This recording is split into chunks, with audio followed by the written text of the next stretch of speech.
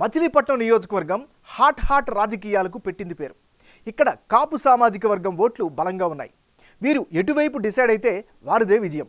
మరోవైపు బందరు పోర్టు ఇక్కడ రాజకీయాల్లో కీ రోల్ పోషిస్తోంది. దీంతో ఉపాధి కల్పన అవకాశాలు పెరుగుతాయి అన్న అభిప్రాయం జనాల్లో కనిపిస్తోంది. అయితే గత ఎన్నికల్లో గెలిచిన పేర్ని నాని ఈసారి తన కొడుకు పేర్ని కృష్ణమూర్తిని రంగంలోకి దించుతున్నాడు.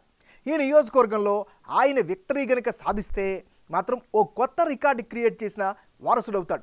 ఎందుకంటే 3 తరాల వారు ఎమ్మెల్యేలుగా పనిచేసిన గుర్తింపు పేర్ని కుటుంబానికి దక్కనుంది. బందర్ గడ్డపై ఇప్పటికే 3 సార్లు తన జెండా పాతారు పేర్ని నాని. ఈ నియోజకవర్గంలో కాపు కమ్యూనిటీ 35% వరకు ఉంటుంది. ఈసారి వీరి సపోర్టు టీడీపీ జనసేన ఉమ్మడిగా పోటీ చేసే అభ్యర్థి వైపు ఉంటుందని అంటున్నారు. అయితే వైసీపీ నుంచి పోటీలో ఉన్నది కూడా కాపు నేతే కావడంతో ఓట్లు 2 వైపులా చీలే అవకాశాలు కనిపిస్తున్నాయి.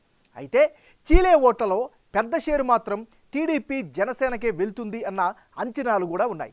మరి మచిలీపట్నం నియోజకవర్గ ఓటర్ నాడి ఎలా ఉందో తెలుసుకునే ముందు 2019 అసెంబ్లీ ఫలితాలను ఒకసారి పరిశీలిద్దాం.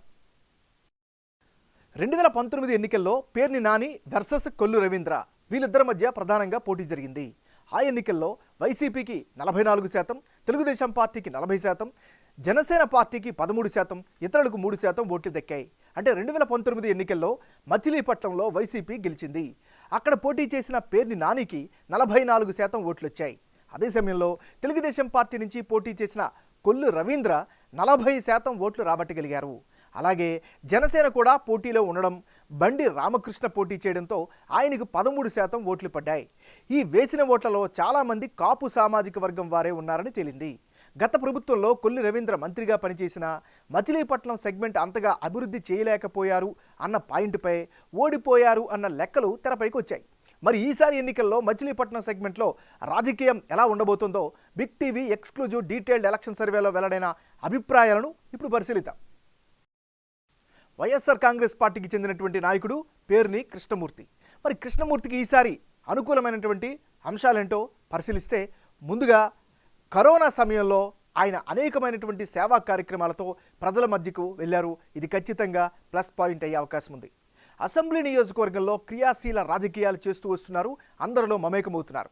మరోవైపు పార్టీ కార్యక్రమాల్లో చురుగ్గా పాల్గొంటున్నారు, అందరికీ అందుబాటులో ఉంటున్నారు. దీంతో పాటు పార్టీకి సంబంధించినటువంటి సొంత కేడర్ను బలోపేతం చేసుకుంటూ ఉండడం కూడా ఈయనకి ప్రధానమైనటువంటి బలంగా చెప్పుకోవచ్చు. మరోవైపు అభివృద్ధి పరంగా చూస్తే బందర్ పోర్టు ప్రారంభించడం కూడా ఈయనకి ఖచ్చితంగా కలిసి వచ్చేటువంటి అంశంగా కనిపిస్తోంది. మరి పేర్ని కృష్ణమూర్తికి మైనస్ పాయింట్స్ ఏమిటి కనుక పరిశీలిస్తే బలమైన ప్రత్యర్థిని ఎంతవరకు ఢీకొంటారు అనేటటువంటి అనుమానం అయితే నియోజకవర్గంలో కనిపిస్తోంది. మరోవైపు రాజకీయ పరంగా ఇన్ఎక్స్పీరియన్స్ అంటే అనుభవం తక్కువగా ఉండడం కూడా మరో మైనస్గా చెప్పుకోవచ్చు. మరో ప్రధానమైనటువంటి అంశం మచిలీపట్నంలో అనుసంధానమైనటువంటి రోడ్లన్నీ కూడా పూర్తిగా పాడైపోయి అధ్వానంగా కనిపిస్తున్నాయి. దీని పట్ల ప్రజల్లో వ్యతిరేక భావం అయితే వ్యక్తమవుతుంది. మరోవైపు కెమికల్స్ డ్రైనేజీలో కలవడంతో జనం అనారోగ్య పాలవుతున్నారు. ఈ ఒక సమస్య పెద్దగా పరిగణించే అవకాశం కనిపిస్తుంది. మరోవైపు ఎండాకాలం వచ్చిందంటే చాలు నియోజకవర్గంలో తాగునీటి కష్టాలైతే ఎదురవుతూ ఉన్నాయి. ఇది ఈయనకి సంబంధించినటువంటి ప్లస్లు మైనస్లు. తెలుగుదేశం పార్టీకి చెందినటువంటి నాయకుడు కొల్లు రవీంద్ర. మరి కొల్లు రవీంద్రకి ఈసారి అనుకూలమైనటువంటి అంశాలేమిటి? తెలుగుదేశం పార్టీలో సీనియర్ నేతగా మంచి గుర్తింపు ఉన్నటువంటి నాయకుడు. మరోవైపు మచిలీపట్నం నియోజకవర్గం వ్యాప్తంగా యాక్టివ్ రాజకీయాలు చేస్తూ అందరికీ అందుబాటులో ఉంటున్నారు. ముఖ్యంగా ప్రజలకు కేడర్కు అందుబాటులో ఉంటారు అనేటటువంటి ఒక సదా అభిప్రాయం అయితే ఈయన పట్ల వ్యక్తమవుతుంది. మరోవైపు సిట్టింగ్ ఎమ్మెల్యే పేర్ని నాని పోటీకి దూరంగా ఉండడం కూడా ఈయనకి ప్రధానంగా కలిసి వచ్చేటువంటి ఫ్యాక్టర్గా కూడా చెప్పుకోవచ్చు. ఇది ఈయనకి సంబంధించినటువంటి గ్రౌండ్ రియాలిటీ. రానున్న ఎన్నికల్లో మచిలీపట్నం నియోజకవర్గంలో ఎవరెవరు పోటీలు ఉంటే ఫలితాలు ఏ విధంగా వచ్చే అవకాశం ఉందో పరిశీలిద్దాం.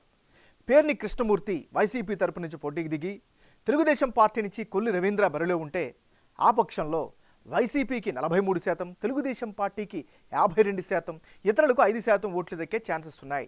అంటే ఇప్పటికిప్పుడు ఎన్నికలు జరిగితే తెలుగుదేశం పార్టీ అభ్యర్థి కొల్లు రవీంద్ర గెలిచేందుకు ఎక్కువ అవకాశాలు ఉన్నాయని బిగ్ టీవీ సర్వేలో వెల్లడైంది.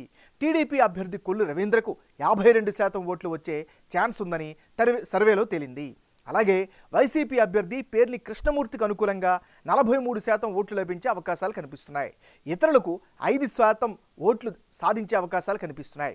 తెలుగుదేశం పార్టీ ఓటు షేర్ పెరగడానికి కారణం కాపు ఓట్లు అని తేలింది. టీడీపీ జనసేన వైపు వీరంతా షిఫ్ట్ అయ్యే అవకాశాలు ఉండడంతో మచిలీపట్నంలో తెలుగుదేశం పార్టీ విజయం ప్లస్ అవుతుందని తెలుస్తోంది. అలాగే అమరావతి రాజధాని తరలింపు కూడా ఓటర్లపై ప్రభావం చూపింది. కొల్లు రవీంద్ర వ్యక్తిగత ఇమేజ్ కూడా ఈ పార్టీకి గెలిచేందుకు కారణమవుతుంది అన్న అంచనాలు ఉన్నాయి. అటు Perni Nani effect, YCP cadre support, welfare స్కీములపై జనం ఫోకస్తో వైసీపీకి ఓటు షేరు 43% దాకా వచ్చే అవకాశాలు ఉన్నాయని అంటున్నారు.